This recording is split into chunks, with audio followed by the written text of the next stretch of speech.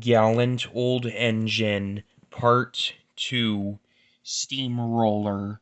Sir Handel kept slipping between the rails, so they gave him new wheels with broad tires. The other engines teased him. "Look at his steamroller wheels," they laughed. "You shut up," Sir Handel snorted.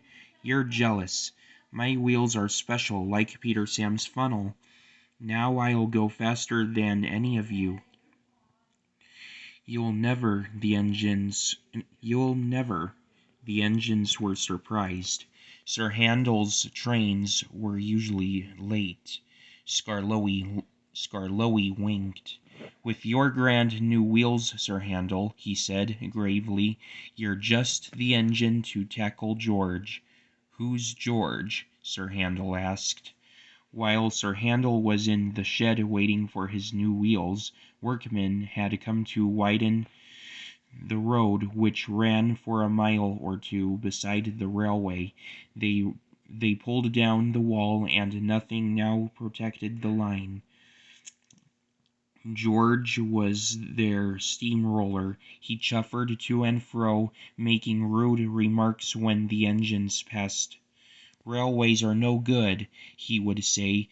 "Pull 'em up, turn 'em into roads." Skarloey had often heard that talk before, and he warned the others to take no notice.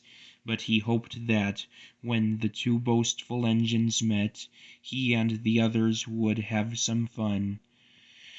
"Don't worry any more," said Sir Handel importantly when they told him about George. "Leave him to me. I'll soon send him packing."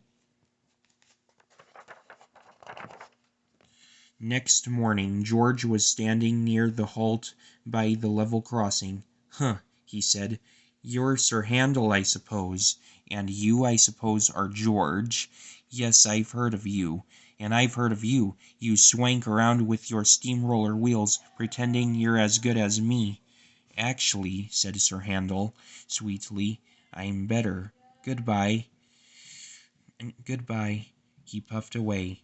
George chuffered, fuming. One afternoon Sir Handel had to bring a special load down after the last train had gone. When he reached the road he saw George trundling home. "Peep, pip, peep." George took no notice. He trundled along close to the track. There was barely room to pass. "Peep, pip, peep." Sir Handel slowed and crept cautiously alongside. "Get out of my way, you great clumsy road hog," he hissed. "I don't move for imitation steamrollers," retorted George. "I don't move for imitation steamrollers," retorted George with spirit. They lumbered along side by side, exchanging insults. No one could ever explain what happened next. George's driver says he signaled for Sir Handel to stop. Sir Handel's driver says he signaled to George. There was a crash. The brake van tilted sideways, and the guard scrambled out to find George's front roller nuzzling his footboard. The two drivers were hotly arguing whose fault it was. A policeman strolled up in time to stop the argument, turning to fisticuffs.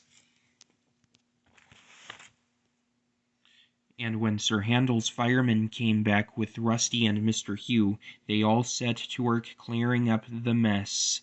Neither engine had been going fast enough to cause much damage, so Sir Handel was able to bring his train on when George had backed himself away.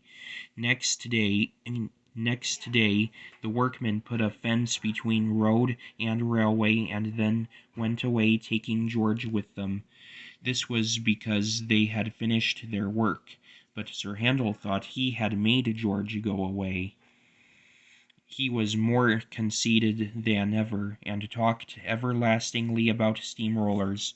"Oh dear," whispered Skarloey one evening, "he's worse than ever. I'm sorry my plan was no good." "Never mind," said Rusty. "We'll think of something else." But they had no need to do that, for some boys came and asked Mr. Hugh if they could look at the engines. Almost at once one called out, "Look, here's Sir Handel. He raced a steam roller last week, but the roller nearly beat him too. It was most exciting." Sir Handel never mentioned steam rollers now.